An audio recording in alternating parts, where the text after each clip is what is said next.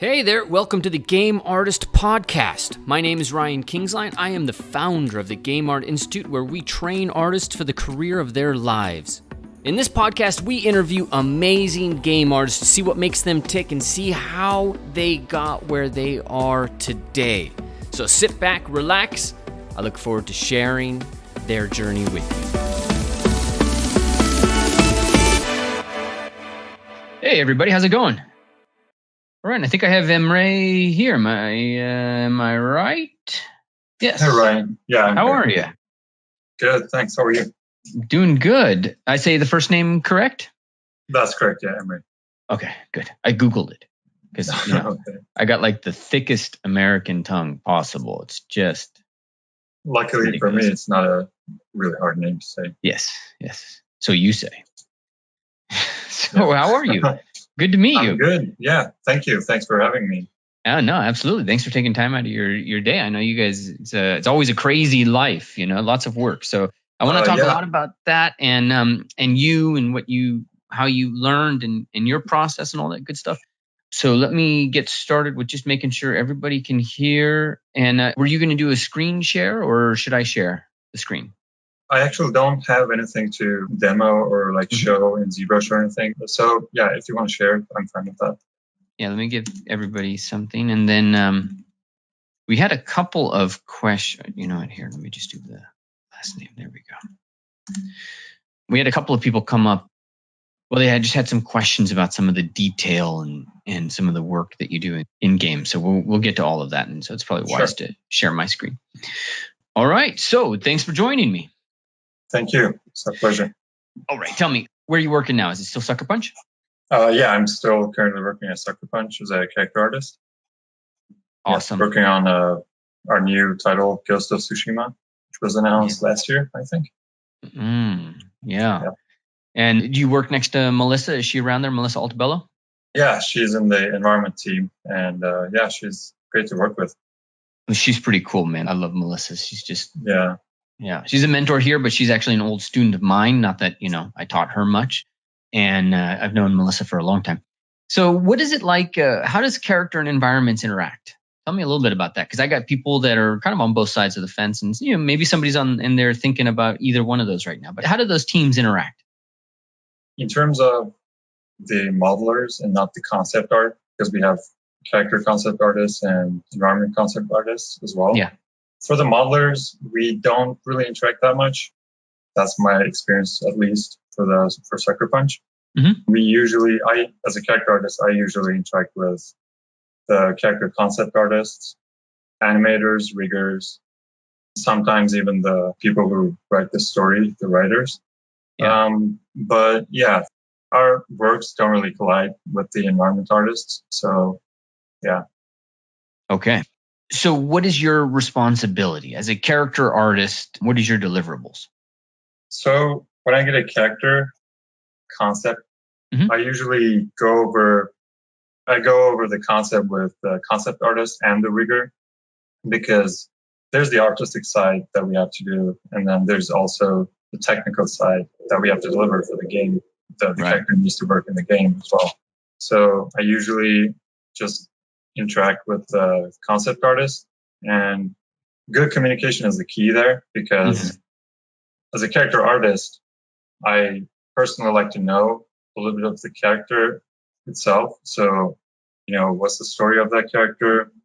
What kind of choices were made artistically, so that I can kind of push those in the ZBrush sculpt and all that.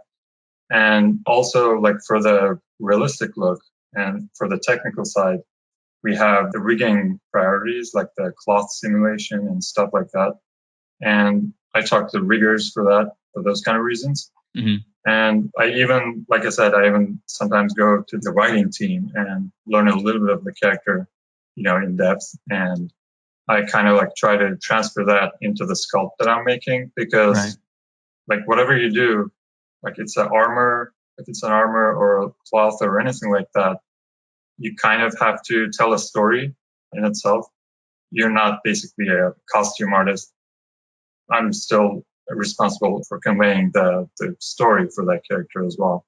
So a little bit of detail, like if the character is like in a survival area and has lots of like tattered cloth, stuff like that, dents on the armor, that's usually for me to decide where to put and, like how much of it I'm going to put. So yeah, basically as artists, we need to tell a story in whatever we do and it needs to be visually appealing. So I talk to the concept artists a lot and the riggers to make sure it still works. Yeah. And yeah, after that, I take the character and I spend like a day to gather reference, which is like, I can't emphasize enough how important it is to gather reference. And gathering reference doesn't mean that you're going to copy exactly what you see into the sculpt, but it's a great footprint for you to decide what you're going to do in terms of the realistic look. And then you kind of push the shapes and the silhouettes and stuff to make it more like visually appealing. Yeah. So I try to like stylize a little bit so that it's more interesting to look at. And yeah, I usually go over the sculpt first. And luckily for us, we actually outsource most of the low poly stuff. I mean, as a character artist, I'm still required to know how to make like clean low poly and all that. So yeah, and then it goes to texturing. But yeah, sorry if I got it too long. You're the first person that I interviewed to actually bring up the writers. Yeah, because I mean, even if I'm working on a personal project that I haven't done the concept for, I tend to talk to the concept artist, like email them or whatever. I try to learn as much of the character as I can. And I try to see it more than an image, like a real character with a story. That really helps me to kind of wrap my head around the story that the character is in. So that also connects with the environments, the whole game. And my responsibility is ultimately to the player who's going to play the game. Yeah. So the character should fit in that environment and in the story. So for me, it makes sense to talk to the writers and learn much more about the character before I start sculpting. Got it. All right. Now at Sucker Punch, what are the games that they've released? We've got the Ghost. That's the one coming up. What are the ones they've released before? Sucker Punch has released Infamous games. Infamous 1, 2, First Light. Also, before that, have the Sly Cooper games, which, I haven't worked on any of those games, but they've been pretty popular. And Sucker Punch, not surprisingly for me, we have a pretty good fan base, in my opinion. Yeah. Yeah. So some people were kind of disappointed that we have a new IP and not actually continuing the old IPs. But this is actually going to be pretty awesome as well. So yeah, can't wait to show it to the world. Yeah, sorry. That's what I was kind of wondering, like, what is it like when there's so much time that you're in production right now? Because the last game release, is a little bit ago, and then you've got Ghost, which is going to take some time, right? So there's some time before the company is releasing something new. Am I right? Right. Yeah. It is a huge game. It's much bigger than what we have done before, what Sucker Punch has done before. And it's an open world adventure game, so it's going to be pretty big. So we're actually putting a lot of effort and time into it so that we can get the best result. Yeah. And the mentality that we're going with is not to have kind of like an unfinished project, but still playable. But we're actually going for really like a full, crazy open world experience. So it is taking a bit of time, but it's going to worth it in the end. Yeah. Do you have any games that you're trying not to emulate? Not because of bad art but you just don't want to go down in that direction? Some problems, some kind of red lights that you're trying to avoid? Avoid playing or? No, just games that have not been successful. Or, another way to say this exact question is when you're working with games like this, are there games that are your kind of like guideposts? You're trying to go in this direction, or you think like this is something that you'd be good. And ultimately where I'm going with this is I have artists that are building characters and students that are building environments and things like that. And I always advise them, they need a North Star. They need to be heading in a certain direction, so, right. So that they're not just doing this from scratch and whatnot. So when you're working and creating your characters, you're getting information from the writer, you're getting information from the concept artist, but are you also getting information from games and in other games and inspired, like say Horizon Zero Dawn by, some of the stuff they've done, or God of War and the new stuff that they've done? Is there stuff like that that comes into your process, so to speak? Does that make sense? Right. Sure. Yeah. I personally actively follow God of War, Horizon, all kinds of new games, Red Dead, and it is an influence on me, like personally. But the game that we're making is going to be unique because the art direction that we're getting from our art director Jason Connell is, in my opinion, very unique.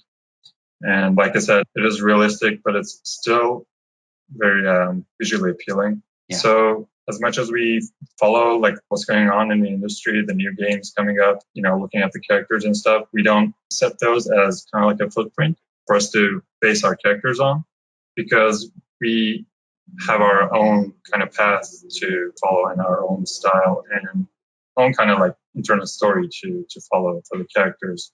But it is kind of inspiring to look at, characters of Horizon, Zero Dawn, God of War, all the, cool games that you mentioned.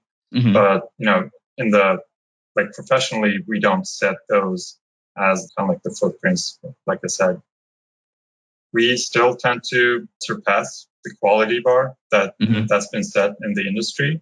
And I feel like we're doing a good job on that. But yeah, we tend to have a unique take on the characters. That's great. So what do you think about like working in games as an art form? And, as somebody who's like, you do creature, you do character, you do animal, right? Like I see a lot of stuff in your portfolio coming down here. And then we got this cool thing, the last post you did, this kind of Native American sort of with it. So in terms of like working in games and as an artist, so, I can tell from your work, there's a real craft to the way that you're approaching this and approaching the work. What is one of the really just awesome parts of being in the game industry, of doing this, as opposed to maybe say film or, I think we could just leave it at film. Well, like I said before, I think any art form is super important to tell a story. Yeah. And the games is unique because you can tell a story by actually like letting the player interact with the story, which is awesome. And the characters that I'm making for the game, the players are going to be interacting with the characters. They're going to be talking, or like they're going to be that character, which you don't have that in any other media. So that's something pretty fun for me to consider, because when I'm making the characters, I always have that in the back of my mind that somebody's going to be playing this character and they're going to be looking at like really close up, or, taking the character to some like crazy places and stuff in terms of like interacting with them. So that's something, since you don't have that preset story or anything, like, it's going to be changing based on the player who's playing it. So that kind of range of different things that you can do with the character, that's kind of scary, but also it's a challenging in a good way. So that makes me consider like all the aspects of the character from every angle. You can't really say, oh, we're not going to see this part of the character in the game because, it's people are going to be looking at like every aspect of it. And like most games right now have the photo mode, so you can actually get really close. You can look at the character from different angles and stuff. And after the character is textured and it's all like it's in the game and you're playing the character that you made, you can actually just interact with the character that you made in the game, in the story. That's a whole different level of fun challenge for me. Yeah. What kind of software are you using? ZBrush you mentioned? Yes, actually I use ZBrush a lot. Marvelous Designer is key to our workflow as well, because we're doing a lot of cloth stuff, but Marvelous... What about scanning software or scanning clothing? We don't scan clothes. Yep. We scan the faces. Okay. So that was kind of a bummer when I first got the job, that I wanted to actually work on the faces as well, like something organic. But in terms of like realism and stuff, we're going with and also the actors, we're going with the scan faces. But for the clothes, I'm using Marvelous Designer. And like Marvelous Designer is actually maybe like 50-60% of my, it gets you like 60% of the way for making the clothes, right? Because you then have to take it into ZBrush, and then Marvel's Designer tends to make everything pretty flat. So you add a lot of silhouette and kind of style into it in ZBrush. And yeah, after that, I finished a sculpt. I move on to low poly, or we outsource to low poly. And since we have kind of a small team, we also overview the outsourced artists and review their progress and, just give feedback and all that. So that actually takes maybe like quarter of my time. Oh, wow. That's a lot, right? For management of that? Yeah. I manage some of the characters and like give feedback, prepare for the outsource to work on, and also like all the weapons. So yeah, like I said, we're a relatively small team, so we do that kind of stuff as well. And after we get the low poly model from the outsourcing and the base, I integrate that into the game. And then we have a awesome texture artist, a senior texture artist, Drew Harrison. She usually textures the characters. I texture the characters sometimes as well, although I haven't done it in a while. I've been focusing on the sculpting stage. But yeah, it is super important to know actually how to do the textures, low poly, the whole workflow, because from the moment you start with the Marvel Designer and ZBrush, you have to think of how this character is going to work in the game with the low poly, so that you have the ZBrush model arranged in that way, so that you don't have any hiccups during the way. Got it. All right. So ZBrush, Marvelous Designer. Do you do the texturing, or is that just Drew? I do some texturing. I did some of the texturing before in this game. But like I said, haven't done texturing in a while because our kind of workflow makes me work on the sculpts, the high-res sculpts mostly, which I'm obviously not complaining. I love making, I love working in ZBrush actually. Yeah. So yeah. Yeah, don't we all? But I do textures every now and then. Okay, got it. So in terms of the pipeline of high poly, low poly, texture, mixed with materials, mixed with lighting and all that, your primary focus is high poly. That's correct, yes. Cool, including managing the low poly as it moves off and gets ready for the texture artist. Yes, that's correct. I also manage the textures that the outsource do for the weapons and some of the assets and stuff. Yeah. And some of the high poly ZBrush models are also done by the outsource, some of maybe less important characters. And I also review those as well. So yeah, but mostly my role is making ZBrush sculptures. That's cool. Now that we know what works, like ZBrush is fun, what sucks about this job? If anything, what sucks? I've got a group of people they want to do this job, and maybe somebody's sitting here, because I actually had one of my students turn down a job at Sucker Punch, I think, and I was like, on what planet do you turn that down? And he told me which planet he was on, so I was like, okay, well. But what sucks about this? If somebody wants out, what out could we give them? Well, I mean, not specifically talking about Sucker Punch, because of course. I really think that Sucker Punch is a great place to work with, work on, with all studio culture and everything, which is great. But for any game company, when you're making characters for games, you have to be prepared for making repetitive work a lot, which is actually low poly and fixing problems, because being a character artist is not just making pretty ZBrush sculptures, but you have to do a lot of problem solving. Yeah. As I was mentioning before, you have to kind of interact with the riggers and the concept artists. Yeah. For instance, something doesn't work in the concept. It works artistically, but it's not going to work in the game technically. So as a character artist, it's my responsibility to problem solve that kind of stuff, and then just interact with both tech and art, and then kind of combine my interactions with them and combine that into one solution.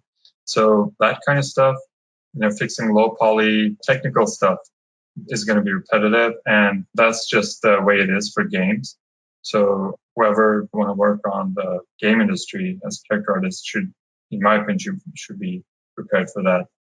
That's actually a great point, because I had one of my students score a job at a AAA studio, and then he was not happy because he wasn't actually creating assets. And, he was doing a lot of like just checking and fixing this, and most likely the low poly stuff you're talking about. And he was ready to quit, because it was absolutely not what he was hoping to do. He's really, really into it, and he ended up talking to his lead, and we were talking a lot, and we found, the pathway forward. But when somebody's starting out, what should the expectation, be? And I know all studios are different, but specifically when somebody's starting out and they're just like getting ready to, like, I got a job as a game artist, and then boom, reality hits. And 3 months later, what kind of work are they expected to be doing? Just so we set the tone, so to speak. Yeah. I think like this kind of stuff, the podcast that you're doing, stuff like this is super useful for the aspiring character artists, because you get to learn these, like, just hear the stories of the professionals. And I've only been working in the industry for a little bit over 2 years. And I actually landed on this job thanks to the Game Art Institute class that I got from Adam Scott. So, Sweet. Yeah, success story. The character that I worked on in that course actually, luckily for me, got selected as the top row in Zebra Central, and then one of the artists, a senior artist, who worked at Sucker Punch, saw that, and then they reached out to me. So, I actually had like different expectations when I got into that job. Yes. And exactly what you said, I did like tons of repetitive work, and it's just the way I think artists work is we kind of want to own what we do from start to finish. And because even though this is our responsibilities, it's for the player in the end, we tend to, let's say, bond with the character that we're working on. So ownership is also important. But I was actually, for the first 6 months, I would say, I was getting a lot of repetitive low poly works, and it did help me a lot.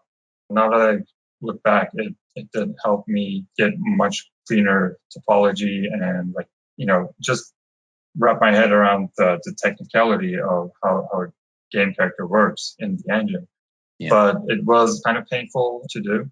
So for me, it never hurts to talk to people. It never hurts to reach out to your lead or to your manager and tell them what you want. And luckily for me, they were like really receptive, and they like slowly got me to where I am now, which I'm super happy about where I am now. And I think there's going to be some repetitive work, but it is important to just reach out to the lead or whoever's overseeing you and just talk to your concerns about that. Like, talk to him about your concerns, because I think, healthy communication is kind of underrated in the industry. It is super important, not just for the characters that you're doing, not just for the technical side, but for this kind of stuff as well. Like what you want to be in like 6 months or like a year. Yeah. Just go ahead and talk to people. Yeah, that's great. And that's exactly what ended up being the solution, was just talking to the lead and being like, this is how I'm feeling. And the next thing you know, it's like, it's just a couple of changes. And, as long as as long as you have a pathway forward, right? Right. It doesn't happen like all of a sudden. They started giving me like just parts of the character, small stuff to work on. And they thought that I did a good job on those. So from there, actually, I'm making like full characters, like important characters in the game. Yeah. And that also kind of pushes you, because you want to do a good job, right? Yeah. That pushes you to, be your best self and then get your quality higher. And like after you get into the industry, I was kind of surprised how fast I improved. And that's also thanks to my lead, CMAC, and people in Sucker Punch overall, our art director. But if you don't push yourself and try to get better characters and just take it seriously, then you're not going to be where you want to be. Yeah. And one of the things that we say here at GAI is, you're only really one model away from the job. It's just got to be like one really good model, right? So that was the case for me. And that's what that's fantastic. It was one model, right? Right, yeah. And it wasn't even finished. It was just the high res. And then after I got hired, I finished the model and did the textures and low res. So. Okay, that's what I was going to ask you next, because I remember seeing the high res, and I remember Jaime contacting us, and he was like, "So this is your students' work? This is pretty good. You guys are doing good." Yada yada yada. And we were like, "Yeah." Great. So it was only the high res at that point, right? Right. That gunslinger guy, the ZBrush model. So, this guy, right. Well, on the right. Yeah. My GoToMeeting interface is right there. There we go. This guy, right? Yeah, that guy. Yeah. So, okay. Yeah, it was just at this point, and then I submitted to ZBrush Central, like I said. And then after I got hired, I still wanted to, the course was over by the time I finished this. How long did this take? I think the whole class was 6 weeks or something, and I was working full time, and I was actually, just going home after work and then working on this with Adam Scott's, feedbacks and everything. Mm-hmm. So yeah, after the class finished and after I got hired, I still wanted to finish this character because, like I said, I had kind of my own story for this character in mind. Yeah. And I didn't make this character just to find a job, land on a job or anything. I genuinely like the character. I genuinely like the concept. And I just wanted to do a good job because I wanted to see what I can do with this character in the end. Yeah. So I just went ahead and did the low poly and texturing. That's awesome. So beginning student, they're starting. Not all students got the results you got, right? What do you think really contributed? Of course, feedback's really important to get the results. But again, even the people who got feedback, not everybody improved and implemented and got the work that got to the level that you got because, it takes time. So what are some of the things that you recommend people do to really help level them up? And I say this in the context of that I got some YouTube conversation with somebody who's like, anything you put effort in it's art. And I'm like, that's a bunch of BS because I put a lot of effort forward every damn day. And I'll guarantee you a lot of that's not art. Yeah. So I was like, so effort doesn't guarantee achievement. It helps, but it doesn't guarantee it. So what kind of efforts should people be putting forward? Like, what did you do that really got results? Because, you definitely got results and we'd like to replicate that. In fact, I built the boot camp after seeing some of the results and some of the processes, of that class.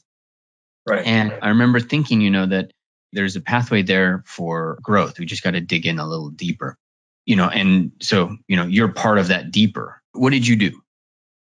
Well, first, I actually, before I forget, I want to say something about what Laura says on the side here. With this model, I actually posted it before I finished it. But I think it's still pretty important to have it on a level that's still presentable and not kind of a ugly work in progress level, because all of us have ugly work in progress models. And for me, it's as soon as the high poly finishes, to me, that's a presentable model to show people. But yeah, it's better after you finish everything. But yeah, just don't put something out there, or I wouldn't suggest putting it out there without having it at a good level to show. Okay. And on your question, I know it's going to sound pretty cheesy, but for this character or any of the other characters in my portfolio, I was pretty passionate about. And I have other characters that I didn't put in my portfolio and gave me a headache when I was working on, that I actually just started working on those characters because I was trying to find a job or I was just trying to impress someone. Those characters that I made that are, by the way, still work in progress and I don't think I'm going to touch them again. Mm-hmm. Those characters are just, for me to show, get it out there. That didn't really work for me because I kind of thought that I didn't want to make those characters, but maybe the internet wanted me to make it, or the recruiters were looking for that character. Mm-hmm. But that wasn't really the way for me. For example, for this character, I already had an idea and I was looking for a concept in Pinterest, Google, wherever to kind of fit that personality. Mm-hmm. So I had the story in my mind already. But sometimes people do that. I do that as well. You just see a cool concept and then you start modeling, or you have your idea. You don't have to like make anybody else's concept. You start making it, but after a while you get bored. You just don't want to get bored while you're making a character. So that's something that I'm still, learning, I guess, because I actually started working on a character recently, and I just wanted to kind of, I guess impress someone, or, just have like a female character in my portfolio, which I still want that, but I wasn't that passionate about the concept or about the story. So that actually made me work on her like way too long. And I was really bored by the time I got to some point. And so it's still work in progress. So I would actually suggest just going with your gut in whatever you want to work on. And because we all have like interests and stuff.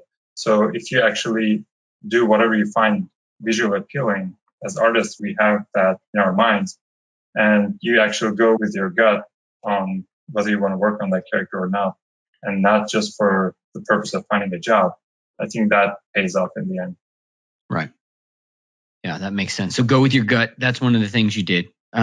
What else do you think really helped you get to this level? Because you're right. It's so easy to get bored with what we're doing, because there's no denying it. We're doing this for a job. I mean, for the most part, if we're interested in games, there's some part of us that's doing this for a job because it is a job. That's the whole purpose. It's not like, hey, I'm going to go out and paint a landscape and I know for a fact nobody's going to buy it. Right. Yeah. It's not like that. I know I'm going to put this on ArtStation. I'm hoping somebody's going to like it. So there is that. But, so what else can we do to move forward through? And, like I said, you've achieved it. So you focus on something that you liked and something you were passionate about. What else do you think really helped you? Because the other side of this is there's a crazy amount of stuff to learn and deal with, isn't there? That's true. I mean, you got hair on this. You've got, how'd the jacket get done? Is that all alphas and displacement or micro mesh or something crazy?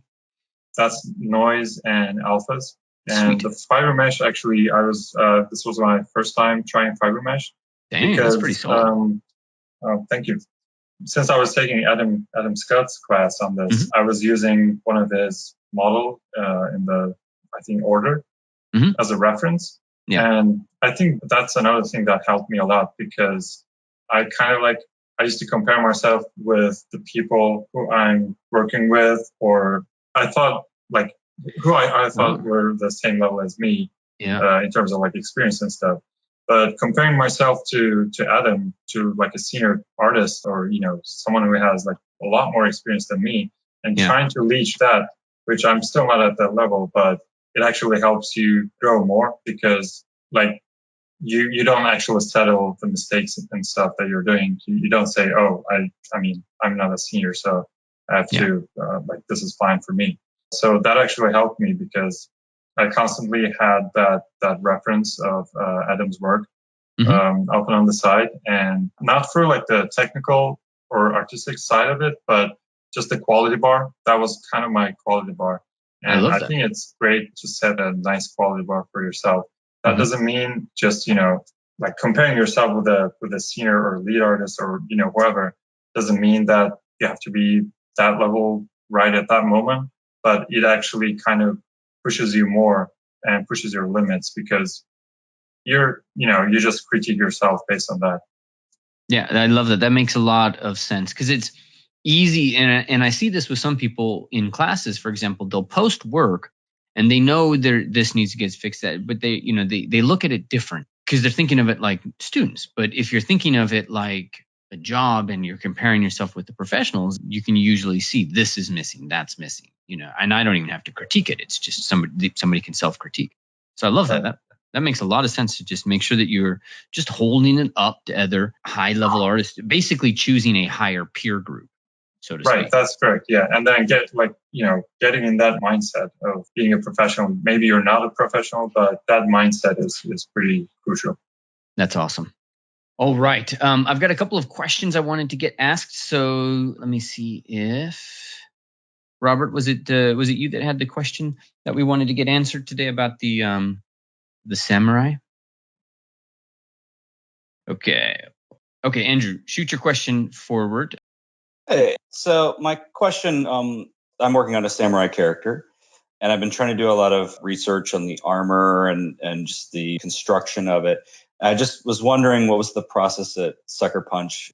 How in depth was your research, and how much were you trying to stick to the historical authenticity of how things are constructed? Right. Well, this is looking pretty cool already. And what we have at work, what we do is pretty similar to what you have here in terms of like you have the reference images and all that. And you have a clean, marvelous designer scene here. And we are actually doing a lot of research. Like I said, I spend a day, maybe more, on researching these stuff. And our awesome team actually went to Japan and actually wore these armors and then recorded how to wear these and then all, just the whole process. So we have those reference videos of those and, accessible for us at the studio as well. And so I would say we're trying to go as accurate as we can, but we're also keeping in mind that this is supposed to be art. The whole game is an artistic thing that we're trying to achieve. So we are actually pushing some of the shapes, like maybe it's not exactly one-to-one with the reference, but it makes sense and then it looks better visually. So we go with that. So in my personal work as well, that's what I try to do. Even though something maybe is not exactly the same as the reference, if it makes sense visually, I go with it. When I study like Michelangelo's, Bernini's sculptures and stuff, I see that they tend to do the same. Like maybe it's not the hyper realistic thing to do. And I respect that too. If you want to go hyper realistic, then go for it. That's great. But I like in the studio as well, we like a little bit of kind of style to it. But doing research like this that you made is super important. And yeah, we try to do as much research as we can. And this is basically our workflow as well. And when you're building these things out, do you build them out in the way in which they're actually constructed in the real world? Does that help, or? It does help, yeah. It doesn't necessarily mean that you have to do that. Yeah. Because, in real world, you don't have the low poly, stuff and all the technical limitations that you have in the game. Right. So there's also another reason that I'm talking with writers and stuff is because I want to understand the cutscenes that we're going to see that character, like from which angles we're going to see that character, all that kind of stuff. So say under the belt, right? If you have any funkiness going on there, not technically, but like artistically. And if the character is not going to take that belt off, then you can just go ahead and go with it. But yeah, like since this is games, then you don't have to actually go exactly the way it's constructed, but it does help a lot. So I would suggest that. But yeah, it's not always the case. Cool. Andrew, is that any more questions that answer it? Yeah, no, that's great. Thank you. That's pretty crazy to hear they actually get the suits on and all that. That's awesome.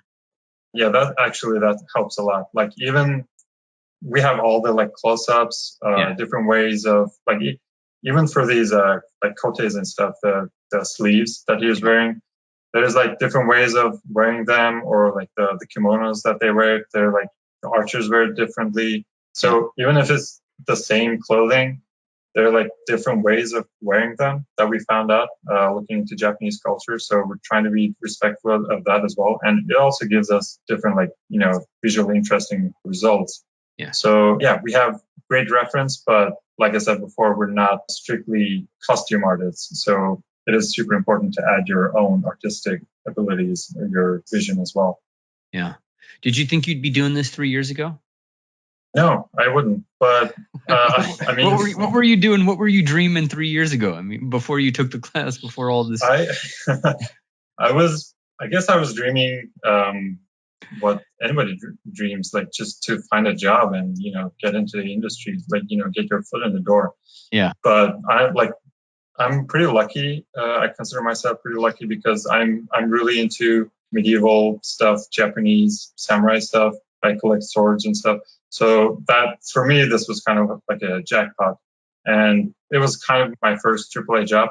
So for me, I was lucky. But 3 years ago, I didn't have anything like this in my mind. I was just trying to get as much knowledge, like tutorials or like even stuff like this, podcasts, or like trying to learn from others.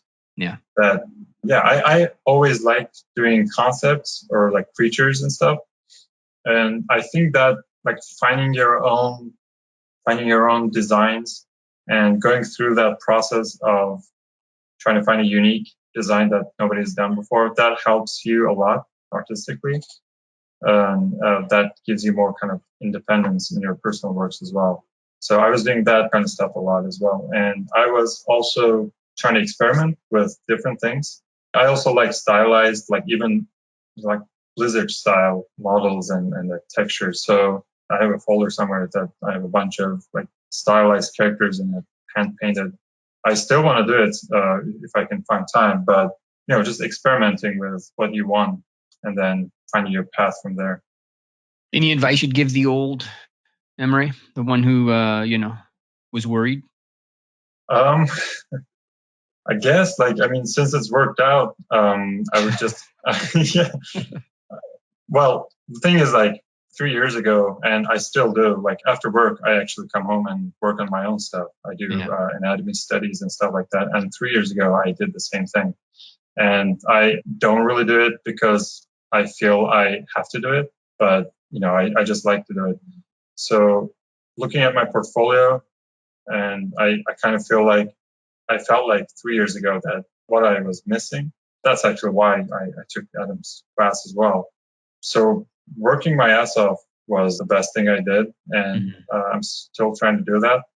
But it also can get you burned out. Yeah. So doing other activities is also pretty important, which is kind of cliche, but it is very important.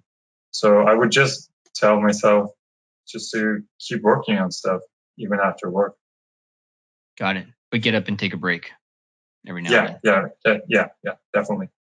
All right, my friend. Thank you so much. I am so happy for your success. Thank you. Thanks so much. Congratulations. It was a pleasure. Thanks for having me. Absolutely. It's great to have you back on this side of the conversation. Right. Yeah. Thank you. All right. Thank you guys for being here. Thanks for answering, Andrew. Thanks for getting the questions forward. If you guys got any more questions, shoot them my way. I can always shoot them over to Emre. And say hello to Melissa for me. Sure, will do. I love talking to Melissa every time. She's done a couple of classes here, and just such. She's great. Yeah, I mean, like I said, we don't get to interact with the environment team as much as I like, but actually, we actually worked a little bit on some stuff. So she's great to work with. Yeah, what's it like to when you're in this crew? You guys are all doing stuff that you love, that you're trained for, and there's not a lot of dicks in this industry per se. I mean, there's some, but Yeah, and like the ones that are in there actually are pretty much known. So yeah, and I'm pretty lucky because the company culture in Sucker Punch, it's like people are pretty receptive about ideas and everything, and it's not just like hardcore work. You can talk to them about anything. They're pretty fun people. That's awesome. All right, man. Congrats, and thank you guys for being here. Thank you so much for taking time out of your day. Thank you. All right. Take care. Thanks, Emre. Thanks, guys.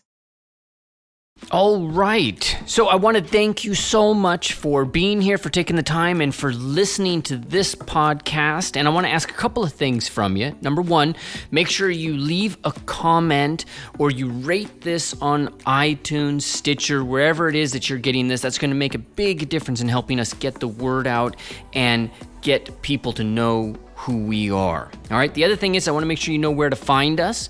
So you can head over to www.gameartinstitute.com, where you can learn about our flagship program, which is the Game Artist Bootcamp. This is designed for those who are really looking to move the needle on their career and really lock in that job. You may have gone to school and learned a bunch, maybe haven't learned a bunch. But at the Game Art Institute, the primary focus we have is the very specific industry skills, the triggers that you really need to hit in that job interview. What are the specific things that they're looking for?